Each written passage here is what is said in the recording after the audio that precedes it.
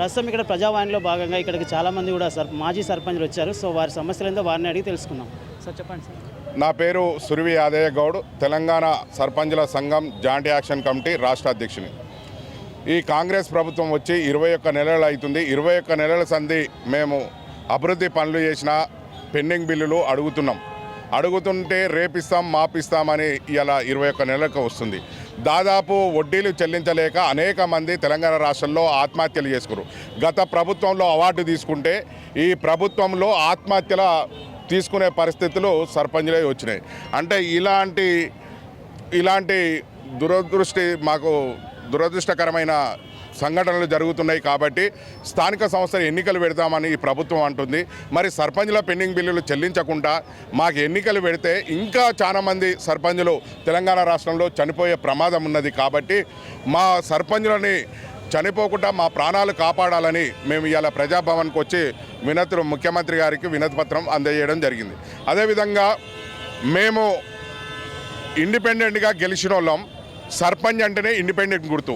కానీ మమ్మల్ని ఒక రాజకీయ పార్టీకి సంబంధించిన వ్యక్తులుగా సర్పంచ్లను చూడడం ఇది చాలా అన్యాయం. ఎందుకంటే ఏ ప్రభుత్వం ఉంటే ఆ ప్రభుత్వం ఆదేశాల ప్రకారం పనిచేసిన వాళ్ళం. గ్రామాల్లో దాదాపు భారతదేశంలో 20 అవార్డులు ఎంపిక చేస్తే తెలంగాణ రాష్ట్రానికే 19 అవార్డులు తెచ్చిన చరిత్ర మాది. కానీ ఈ అవార్డులు అందుకున్న పాపానికి ఇలా మేము మా మరణాలు చూడవలసిన పరిస్థితి వస్తుంది. మేము మా సర్పంచులు పుస్తలు, ప్లాట్లు, వివిధ రకాలుగా అనేక రకాలుగా వడ్డీలు చెల్లించలేక కుదబెట్టి ఆత్మహత్యలు చేసుకునే పరిస్థితులు ఉన్నది. కాబట్టి అయ్యో రామచంద్ర అన్నట్టు అలవడించుకుంటూ మేము ఈ ప్రజాభవన్కు 5 సార్లు వచ్చినాం. మేము కలవని మంత్రులు లేరు. ముఖ్యమంత్రిని గారిని కలిసినాం, మంత్రులను కలిసినాం. ఈ ప్రభుత్వం పట్టించుకుంటలేదని రాష్ట్ర గవర్నర్ గారికి కూడా వినతిపత్రం అందజేసినాం. అయినా కానీ స్పందన లేదు. మేము మొక్కవలసిన దేవుళ్ళను కూడా మొక్కినాం. ఇది జూబ్లీహిల్స్ పెద్దమ్మ తల్లి, ఒక మైమగల్ల పెద్దమ్మ తల్లి. ఆ మైమగల్ల పెద్దమ్మ తల్లిని ముక్తే ఈ ప్రభుత్వానికైనా కనికరం వస్తుంది, మా సర్పంచ్ల పెండింగ్ బిల్లులు చెల్లిస్తారని మేము అట్లా కూడా మొక్కినాం. మొన్న ఇది ఖైరతాబాద్ గణేశుని కూడా మేము మైమగల్ల గణేశుడు తెలంగాణ రాష్ట్ర వ్యాప్తంగా పేరుగాంచిన ఒక గణనాథుడు. ఆ గణనాథుడికి కూడా మా బాధలు చెప్పుకొని వినతిపత్రం అందజేసినాం. అలాంటి దుస్థితి మా సర్పంచ్లేదు ఉన్నది. కాబట్టి ఇప్పటికైనా ఇది ప్రజాప్రభుత్వం అంటారు, ప్రజాపాలన అంటారు. మేము ప్రజలకు సేవ చేసిన వాళ్ళం. కాబట్టి మా పెండింగ్ బిల్లులు చెల్లించి స్థానిక సంస్థలు ఎన్నికలు పోవాలి. కానీ ఎక్కడ తెలంగాణ రాష్ట్రంలో గ్రామ పంచాయతీలు మరుగున పడిపోయినాయి. అభివృద్ధి లేదు. ఆ వైపు ఉండాలి. కానీ కక్ష సాధింపు చర్య ప్రతిపక్ష నాయకులను ఏ రకంగా అరెస్ట్ చేయాలి, ఏ రకంగా రైతులని హింసించాలి. యూరియా అందక రైతులు దిక్కు అలమటిస్తున్నారు, చనిపోతున్నారు. కొత్త పెన్షన్లు లేవు. అదేవిధంగా గ్రామాలలో ఎక్కడ వేసిన పరిశుభ్రత అక్కడనే కనపడుతుంది. ₹1 చిల్లిగవ్వ కూడా ఈ ప్రభుత్వం ఏర్పడ్డ సంధి స్టేట్ ఫైనాన్స్ నిధులు ఇవ్వలేదు. గ్రామాల్లో అపరిశుభ్రత ఏర్పడ్డది.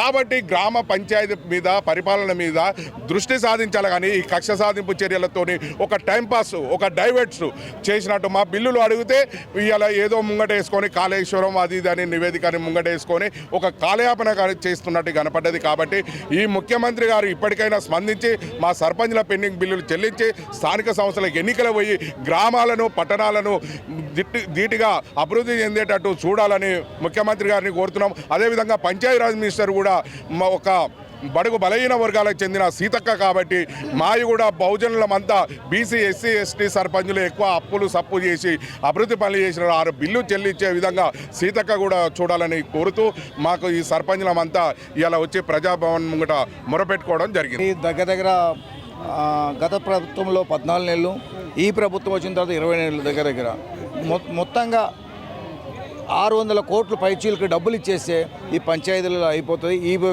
ఎంతోమంది ఆత్మహత్య చేసుకుంటూ ఆత్మహత్య నివారణ కోసం అనేక రకాలుగా ముఖ్యమంత్రిని, గవర్నర్ను అందరినీ కలియడం జరిగింది. భవిష్యత్తులో కూడా ఇలాంటి జరగకుండా మీరు వెంటనే మా డబ్బులు ఇవ్వాలని మేము రిక్వెస్ట్ చేస్తున్నాం. దానికి సంబంధించిన రికార్డులు ఉన్నాయి కాబట్టి రికార్డు ప్రకారం ఇవ్వాలని ప్రభుత్వాన్ని కోరుతా ఉన్నాం. పోచంపల్లి మండలం, యాదాద్రి జిల్లా, పెద్దగూడెం గ్రామ పంచాయతీ మాది.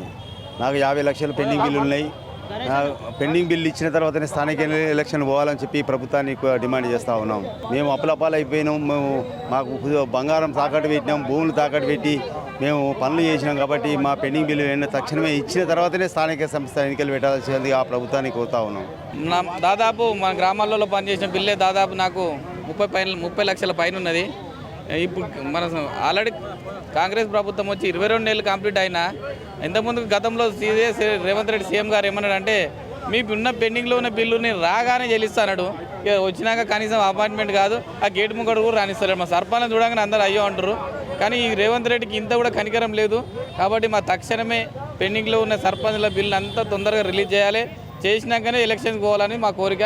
మా స్టేట్ అధ్యక్షుల త్రూలో మేము గత 2 ఏళ్ళ నుంచి కొట్లాడుతూనే ఉన్నాం, ఇంకా పోరాటం చేస్తూనే ఉంటాం. మా బిల్లు వచ్చే వరకు కూడా మేమందరం గట్టిగా పోరాటం చేస్తామని తెలియదు. ఈరోజు ప్రజాభవన్కు సంబంధించి ప్రజావాణిలో సర్పంచ్లందరూ కూడా వచ్చి వారికి సంబంధించినటువంటి 2 సంవత్సరాలుగా బిల్లులు ఇప్పటివరకు రావట్లేదని చెప్పేసి వారు ఆవేదన వ్యక్తం చేస్తూ ఉన్నారు.